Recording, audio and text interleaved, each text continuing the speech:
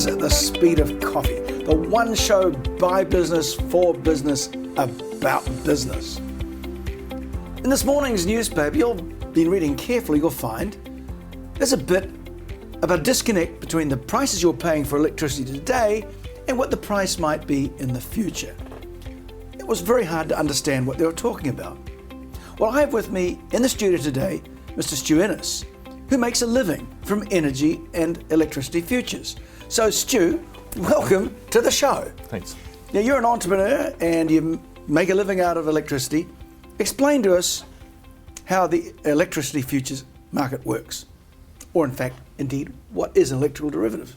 An electricity futures contract is a way for parties to manage the risk of their electricity purchase prices. So in the same way a business might manage their foreign exchange risk by trading a foreign exchange contract, companies can do that with electricity as well. So the futures market allows both purchasers of electricity to hedge that risk, as well as potentially parties that are investing in new generation sites to get a really clear idea of what the forward price of electricity might be in the future. Well, it'll be very mysterious to find out how on earth you make a living out of that. But before we go there, where did it start for you at the beginning? Where were you born? I was born here in Auckland and raised here as well. What were your early dreams as a young kid? What did you think about? I actually spent a lot of time as a child in the back shed, if you like, tinkering around and pulling things apart and trying to put them back together, mostly unsuccessfully actually. And I think, my formative years were spent As a tinkerer? As a tinkerer, yeah, exactly. Natural curiosity, we'll call it, shall we? Perhaps, yeah. And at some stage in here, computers must have come into your life. I think it's fair to say I was a bit of a geek and a bit of a nerd, and I remember getting a computer really early on. Fortunately, that was something we had in the household back in the day with floppy disks and black and white screens and that sort of stuff. But I remember probably spending far too much time. When you were at high school, where did you go to high school? I went to King's College here in Auckland. And did they have computers there then? Yeah, absolutely. That was a pretty big part of, really a pretty big part of the curriculum, I suppose, at the time. And so you showed an early interest? Yeah, definitely. Spent probably more than my fair share of time playing around with computers. So you weren't one of these gamers? Yeah, definitely was. Yeah. Mea culpa, gamer. Yeah. You're a gamer, okay. Yeah. And as a teenager, what did that make of you? Did it make you a complete nerd, or was there a sporting thing there happening? I mean... in some sense, yeah, it probably was a complete nerd. I did get involved in yachting and still do a lot of yachting, but I think even that was my parents being sympathetic towards the fact that I couldn't run or catch a ball like most kids. So parents out there, you're going to find out the gaming did lead somewhere. It wasn't just a complete waste of time. So from there you ended up at university, and what did you study? I was studying finance and management, actually, so entrepreneurship and finance. Was it math in there? Yeah, absolutely. And that came relatively easy, I gather? Fairly well. I wouldn't call myself a boy genius or anything like that in terms of maths, but yeah, it's always been, I've sort of always erred towards those more kind of logical Did subjects. You have an interest in finance and money in those early days? Certainly that's what I embarked on and studied. When I was at university, actually sort of started tinkering around in the share market. Make a lot of money? Absolutely not. Lost many weeks' rent, I think, in that process. But you had to go. Yeah. Setting up a trading account and trying to take a view on things of which I knew absolutely nothing about. And I in hindsight, that's valuable. Rather than being a costly mistake, I think it was a fair price for maybe some of the lessons learned there. Did you have a sense of yearning to be in business for yourself at that early stage? Yeah, I think I always have actually. I'm probably due to the fact that sort of my parents both had small businesses themselves, and it was just something that was fairly normal to kind of have business in the house, if you like. So obviously, the entrepreneurial business was a little later coming. So after university, where did you go? So I actually had a bit of a break during my studies, and one of the things we talked about earlier was I found myself in Japan, and there was a time which I still remember to this day, actually, sort of walking out of the main central train station in Tokyo and kind of looking up and right up at the top of the skyscrapers around me and the glass towers, and really getting a sense that it was sort of in the beating heart of the world, the global economy, and it was there happening all around me right in that moment. And that really motivated me to kind of get back to New Zealand, get my degree in finance finished, and get on with sort of carving out a career in that It's space. actually quite important to have those aha moments when you think, wow, there's some energy here that I can harness to feel part of. Exactly, and it certainly took me a few years before I did find that, so it was great. So you went to work in industry here? Where'd you go? Yeah, so as a grad then, a year or two later, I was recruited into a role as a spot trader at what was Mighty River Power, which is now Mercury. And so can you just tell us quickly, what is a spot trader? Yeah, good question. So within the electricity industry, there's a market that's running 24 hours a day, 365 days a year, and that is there to sort of decide which power stations to run when in order to meet demand, and demand has to be met perfectly in real time. And so the spot trading function is really to set the price of that generation to make sure that, basically to lead to optimal outcomes for generators. Is it for kind of those like generators. a silent auction? People say, I need power at a certain point in time, and the traders will take that and find somebody who will provide it. It's matching buyers and sellers, basically. Effectively, demand is effectively set, if you like, but particularly in the very short term. Like in the next minute, it's fairly clear that demand will be what it is. So explain to us, Stu. You're sitting there, and suddenly the All Blacks are playing in the middle of the night, and everyone's turning their toasters on. Is that what the spot traders do? I mean, kind of looking at that sort of stuff. Yeah, it's pretty famous in the UK. I think the ad breaks in Coronation Street lead to demand surges. But those sorts of things, a lot of the weather is really the key sort of driver, as well as how much fuel is in lakes or gas fields. And what did you take away from that period? To me, it sounds unbelievably boring, but you obviously saw something. We're trying to figure out the shows how somebody could take a mature industry like electricity, a young person, and actually turn it into something exciting that makes a living.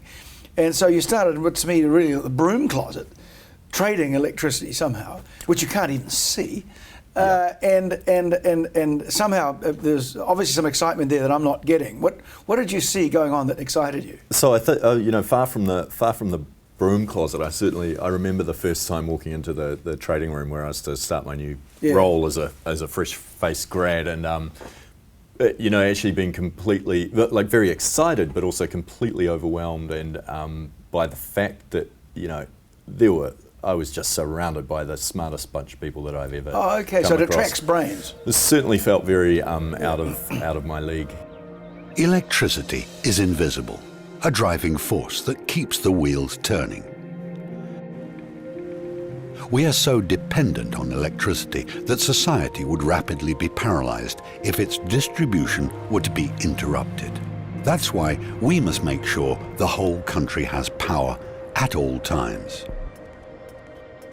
The main transmission grid is the trunk network to which power plants, industrial plants and regional distribution networks are connected. The centralized main grid control center. It monitors. It never sleeps. There are three main tasks at the main grid control center: management of the power system, management of the network, and balance management. In the main grid control center, staff are on duty day and night, and several persons are continuously on call, ready to step in. The national power balance must be continuously managed. So where did you see the opportunity which has ultimately developed a business for yourself now? So what happened after a few years of spot trading here, working overseas in the UK trading power there, I was back here in New Zealand, and we went through what have been sort of referred to as the Brownlee reforms in the industry. Part of that was that there would be a futures market set up, and that was one of the outcomes from those reforms. And my role again at Mighty River was to help set up that function within there, and I suppose I saw maybe an end state from those reforms, which looked a lot more like what I'd seen in Europe than what we had here. And I suppose, being quite young at the time, was a bit frustrated with the lack of pace towards that change. So I actually left Mighty River at that stage. So here we've got very large companies, smartest people in the world, trading power, and you're obviously trying to find a gap in the market. And I know, sitting in the background, you've had a lot of computer experience and so on. What did you see where maybe you could have done something different? What was your insight? It actually almost came by accident, as I suppose these things often do. I had already left my role and was even thinking about leaving the electricity industry for good, which is certainly glad I didn't do that now in hindsight. But just in keeping an eye on the market, I suppose after that, I started to notice what looked like an anomaly in some of the pricing and some of the contracts that were traded. So now the knowledge that you had of what was happening out there on the supply side, there seemed to be an arbitrage between that and the prices. Perhaps a little more technical than that in terms of pricing models, and we won't go into the deep so then technicalities did you start of that. developing some modelling system? I was sort of tinkering away with the maths of that, and as I say, sort of came to a different conclusion than what was being priced in the market. Some counterintuitive stuff coming up. Yeah, I think so, and I think ultimately what that was we had a new market with new products and indeed new players, and we had international participants coming into that market, and a lot of those participants were applying models that you might apply in international markets, but sort of not really accounting for the New Zealand context, which is mainly to do with the hydro. And it's your dominated European background that gave you a bit of an edge, because you could see how this might develop. So what did you do? Did you do a computer program, or what did you? Effectively, at that stage, I started talking to a few people who had more experience than me, sort of expecting to be told why I was wrong and the market was right, and was sort of looking for that advice. And rather than a lesson, what I actually got was quite a bit of enthusiasm, and ended up with basically forming a company with a few shareholders to go. So you got some money going, and then you prepared what was effectively a trading platform of some kind. Is that right? Yeah. So effectively a bunch of systems and analytics tools that I had built, but ultimately we took some trading positions in the futures market. Don't gloss over that. So these analytical tools, they are proprietary bits of technology which belong to you and your business. Yes, yeah. Okay. So which gives you a trading edge, is that right? Yeah, and it's and of course it's an edge which requires a lot of work to maintain its sharpness. You know, a tool's only good as long as it's better than the next person. And now the Rolls Royce is parked in the driveway with a 60-foot yacht, right? There's obviously a secret in any business, and that is attracting capital. Good on you for getting it. Is there any particular insight that you'd like to give us on that? We had a bunch of people that were well aligned, and I certainly can't take credit for the fact that we did that. Can I ask you? This is going to be a difficult question, in a way.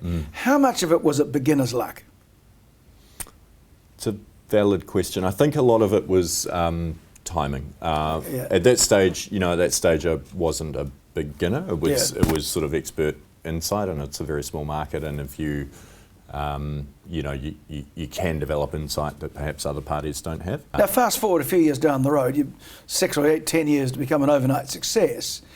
Are those early insights still part of how the business runs today? I think those particular insights are now common knowledge across the market, and so the market actually does now price according to sort of what we had our models had suggested it should. So that particular trade sort of doesn't really exist anymore, but we're obviously constantly developing those tools and systems to try and find the next opportunity and to make sure that we can create insight out of all the data that's being sort of spat out by the So with electricity maturity, industry. you're able to take bigger positions, presumably. Business has grown, and we've retained most of that capital over the time to ensure that we can continue to take on larger positions for given risk, but also look to deploy into slightly different products and so on. You've made it all look pretty easy so far. Gone into business and everything else. How worthwhile financially has this been for you? Yeah, look, it's been great. It's been great to be able to apply a skill set, develop that skill set, and have a really great return from it. Yeah, really. It enables you to sail your boat around the place when you feel like it, right? When I have time. Yeah, exactly. Stu, it sounds a bit like you're in the gambling business. Have I got that right? I think it's probably more appropriate to say we're in the business of pricing risk. You might look at that as gambling, but effectively we're applying expertise and analytics and data science to try and understand truly where risk lies and how to price that. Are there good days and bad days in this? Yeah, sure. Some days you get dealt a bad hand, but some days you get a little more than your pair of twos. But in the end, it's understanding the probabilities that makes a difference. Ultimately, we're spending all day pricing risk and making sure we understand risk, and it's a testament to that we're still doing this after 10 years. A lot of factors in the marketplace which must have a bearing on the way you view these things, and one of the big ones is TY Point in the smelter in Southland. Do you have a view of the power they're using there? Yeah, so we've obviously been following developments there really closely over the last 12 months. There's been a lot of uncertainty during that period. There's a little more certainty now, which has been good on the whole for the industry. Still quite unclear what might happen there after say 2-3 years. If the smelter goes, there's 14% of New Zealand's power available, which is renewable. What are the possible uses of that? There are a lot of other industries which could be utilising that energy at the moment, and we have seen a shortfall of energy across the system this year in particular. So that's been driven by some gas outages in conjunction with quite a dry year. So we're actually seeing now job losses starting to occur in other sort of heavy using industries, which that slack presumably would be picked up fairly quickly, I think, if the smelter were to go. So smelter goes, there is a market for that power. Absolutely, and there may be an adjustment period of 12 to 24 months or so, but there's a lot of things we could be doing as a country with that energy. Which leads us into your renewables. 100%, is that a realistic goal?